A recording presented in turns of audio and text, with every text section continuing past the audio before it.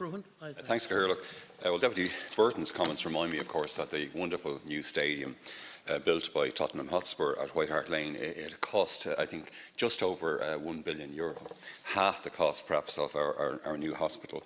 But the introduction to the revised estimates, which I have in front of me here, of course, mention that the estimates, and I quote, have been supplemented with key performance information regarding programme outputs and impacts. And we, of course, were also promised information in relation to 2019 indicators would be provided in the 2019 HSE service plan, and a number of post-budget technical and policy adjustments are included in this REV.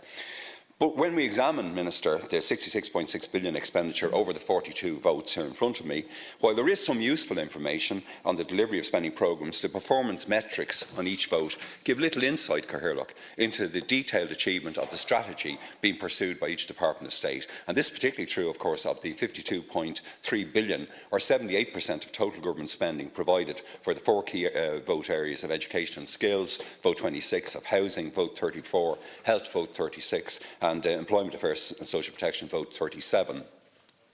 Our excellent Parliamentary Budget Office, in their paper 10 of 2019 on these revised estimates, they note, for example, that the modelling of retirements from the education sector is an ongoing issue, requiring supplementary estimates each year since 2014, yet you haven't addressed that. Also, there are issues with the European Social Fund and the Education Capital Budget accounting systems, Minister. I represent a constituency, of course, Cathaoirleach DBM, Dublin Bay North, with about 7,000 households on housing and homeless lists, the worst total in the country of any constituency or any county.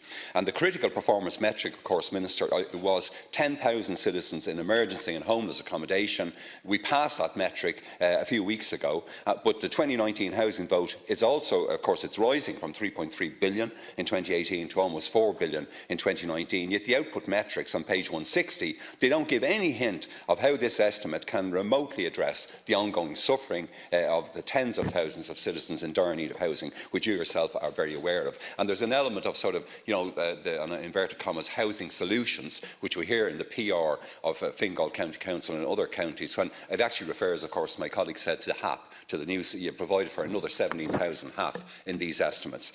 The PBO, of course, since inception, has rightly drawn attention to difficulties with measuring and assessing vote 38 for the Department of Health, and in particular the problems of reconciling expenditure of the HSE National Service Plan with the Department's voted expenditure and the use of annual supplementary budgets. And the vote, of course, is projected to be €16.6 billion, or just over €17 billion with the appropriations in aid. And much of the increase, Minister, seems to be going to the acute hospital sector. So I hope we're going to see the results of that on the ground. It's not clear, by the way, if the first charge is actually dealt with, in relation to 2017 budget, 2017, 2018, 2019 carryovers. Also, we don't have the National Service Plan yet, Minister. So, how exactly can this vote work?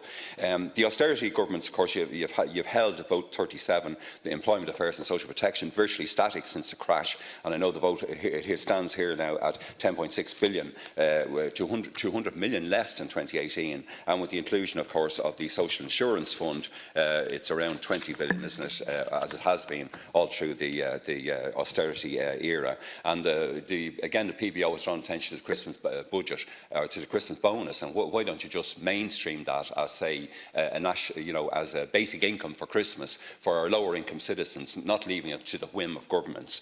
Yesterday at the Budget Oversight Committee, Cathaoirleach, I asked the chairperson of the committee to respond vigorously to the report of the PwC consultants on the outrageous escalation of costs at the National Paediatric Hospital. I asked specifically, of course, I asked for you, Minister, and I know you are appearing in front of us, I think, shortly, and also, at long last, that we might see Secretary General Mr. Robert Watt talking to our committee, to the Budget Oversight Committee.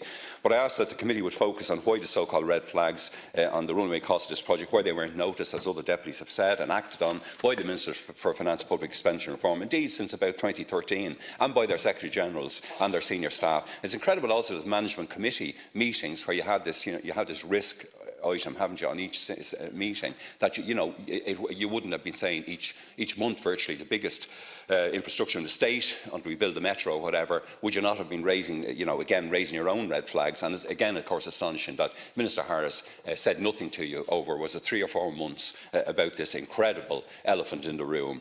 Many of us, of course, Minister, worked in construction in our earlier lives. We've nearly all been on building sites and so on and so forth.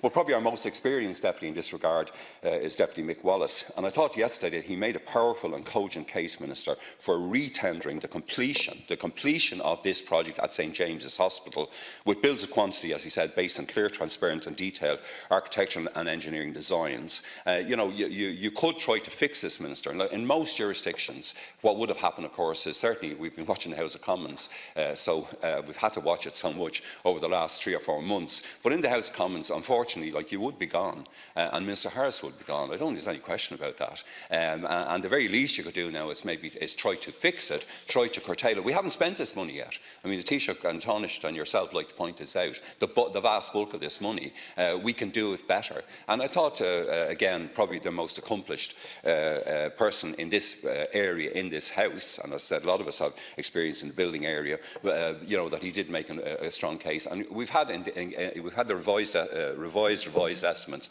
or whatever they were called, and 75 million was lost by so many other bodies. And just finally, just on the capital budget, Minister, just the PBO's suggestion of a capital reserve, and also to move to programme logic model analysis, that those are 2 items your colleagues, our staff might look at for coming years. Thanks, Caoirleach.